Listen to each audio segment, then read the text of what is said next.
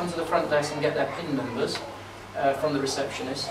We ask them to give them their email address and their mobile phone number. An email is then sent to them using something called SurveyMonkey, and you'll get that when I send an email later tonight to you. You'll see what that is. And in that email, it sends you to a web page that gives you a lot more information about record access, what it is, what it means, those YouTube videos I've talked about. There's been a lot of articles written in a number of different newspapers about some of the things I'm doing. I've been in the Times, I've been in the Telegraph. Again, it's useful for a patient to see, because it's not just about this is what the NHS is saying, but it's good for them to see what the BBC says. Or the Today programme on the BBC, who came over and interviewed one of my patients, or what the Times said. There's a whole 2-page article on it. And all these things are helping them to understand what it is, so that I can get explicit consent from the patient, and the patient feels comfortable that they know everything about what's being said of them. I send them a reminder text to check their emails, and what I found is that some patients are really good at texting and not very good at emails. So the text message you get is a reminder to say, go and have a look at your email. So they look at the material, and then most importantly, they then have to fill out an online questionnaire. It's no good just saying, yeah, I just want to sign the dotted line. I actually need to check, have they thought through the advantages as well as some of the disadvantages. So they fill out an online questionnaire. That questionnaire, because it's online, I can then see. They also sign a consent form and hand that back into the surgery, so that's the bit of paper that comes back. But that questionnaire is demonstrating to me that they've understood the issues, positives as well as the negatives. They've understood what to do about the fact that at 10 o'clock at night, when they see their chest x-ray that shows a shadow on their lung, that they're not going to panic, and this is what they're going to do. By the way, what are you going to do? If at 8:15 you saw an x-ray and there was a shadow on the lung and your surgery's shut, what are you going to do? Panic, doesn't it? What help is available now? NHS Direct. Absolutely. You've got NHS Direct. What else? Out of our service. Out of our service. What else? Your best friends. Best friends. Yep. Anywhere else? Internet. Go on the internet. Look it up. And where on the internet? Practice lexicon. Excellent. Very good. Anywhere else? A&E. Yes, of course. A&E. PCT might not like that, but yes, A&E. Anywhere else? Or is there anything else they could do? Well, the most obvious one, if you've got someone who's a little bit anxious, is not to say, oh, you better not have access to your records, and say, well, if you know you've had an x-ray and you're a little bit worried about it, then don't open it up at 8:15.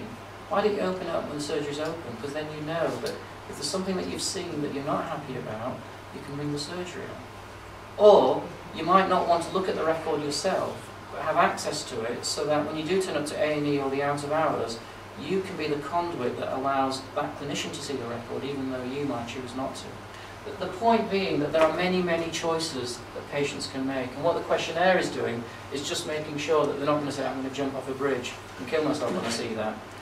It's also important because if a problem did arise further down the line, then we've actually got some proof that says that that patient did inform us on how they were going to look at that sort of information. So it's not just about the patients, but it's also a little bit of a governance structure for us to be able to say, well, we did give the patients choices, and this is how they responded and how they would deal with harmful data or even third-party data, for instance, and see something about it.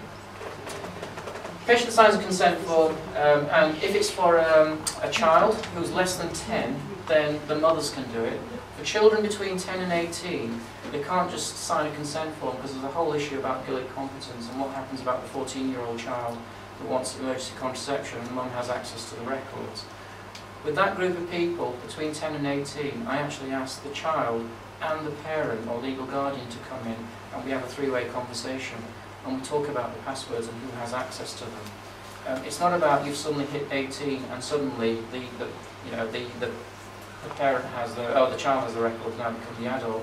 Children grow and mature at different stages, and I think having a joint up three-way meeting with the patient, the parent and the clinician, and us working out what's in the best interest of that child is the best way of approaching it. I've had lots of discussions at the local care record board as well as with the patients themselves and their parents, and they all feel very comfortable with that.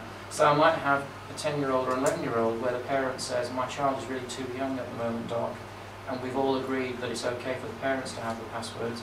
But then at 14 or 15, the parents turn around and say, well, actually, they're now becoming more adult, they've been allowed to open up their own bank account, they're starting to make decisions like going out at night late, and actually as part of growing up, I feel comfortable now for them to be able to access their own medical records. It's not time limited though, the access, is it? So is there a cut-off? So when they say yes, so it's when a normal. 10-year-old becomes 14. No, what it is once a year, we'll say to the parent and the child, we want to have that conversation again. Does that stop automatically then? It doesn't stop automatically, it's a trust issue at the moment. You could argue, let's put in some process that identifies, we had that conversation a year ago, you need to come back. All these things, it's not black and white, it's about sharing that risk and seeing what's appropriate. And as long as you're continually working with your patient population and the local care record board, so you've got other experts in the field, you'll find that happy medium where everyone's comfortable with it. And of course, remember, as the clinician in the practice, you've got the absolute right to be able to switch it off if you think it's in the best interest. You know, you can decide which patients have it or don't have it. You have to live with the consequences of that, but nonetheless, you get to choose. If you're not happy, you can switch it off. Interesting challenge. I've got a 15-year-old child who said he wants access to his records, and on the record it says he's been on the Child Protection Register. What do you do there? I don't have an answer to that one yet. There isn't a textbook that says how you do it, but those are some of the challenges that I'm coming. Esoteric, and it's the first one in 3 years that I've had, and I haven't said yes and I haven't said no. Again, I'm going to do the same process. Let's get the child in, let's get the legal guardian in, let's have a chat.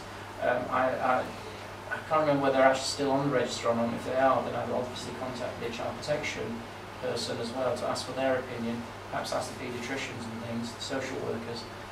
But let's have a discussion rather than saying, no way, you can't do it. It's part of, that child is growing up and they should be allowed to at least have the opportunity to do so. But that doesn't mean that I should be Rambo-like on it.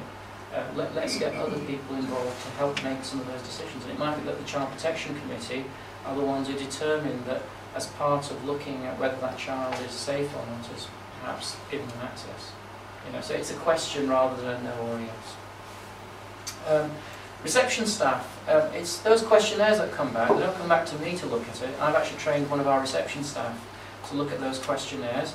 They actually then look through the notes for third-party data and harmful data and things. And if there is any issues, and in fact the issues aren't around third-party or harmful, the issues are much more around sixth sense. For instance, let me give you an example of sixth sense. I've got a 60-year-old lady who comes in and says she wants access to her records, and when back 40 years ago, when she was 20, for whatever reason, she had a termination of pregnancy. Now, that was quite a difficult one because I didn't know what to do. So what did I do? Well, I actually said, let's get the patient in, sit down with them and talk to them and try and find out what the issues were. The interesting thing about termination of pregnancy is, especially 40 years ago when it was a taboo, was the way the memory works is it forgets about it. She kind of moves on, finds Mr. Right, has a child, has a grandchild, and then suddenly, 40 years down the line, suddenly says, I want access to my records, and has completely forgotten about the fact that she's had a termination. The issue, of course, there is, if I hadn't done that, she goes home, sits down, opens a computer up, and her husband's walking by, oh, I didn't know you had a termination 40 years ago. And you can start to see that actually it's that sort of issue that is potentially much more inflammatory than the kind of things that we might be worrying about. And in fact, with that particular one, sitting down, talking to the patient, privately, in the consulting room, working out what's happened, and then asking the patient, do you really want access to your records, knowing that in there it says that you've had a termination. And guess what, when you have that adult-to-adult conversation, the patient says, no, I'm fine with it, doc. My husband knows about it, or, oh my God, there is no way I want anyone to know about this.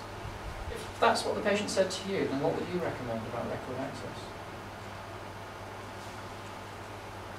In what respect?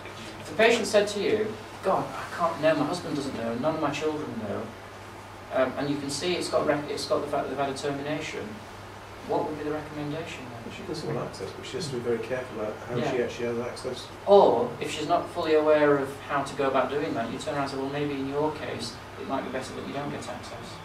And just accept it that in your case, for you particularly. But again, it's a joint decision. I think that's the really important thing. And of course, patients might choose to have it and then change their mind and decide not to.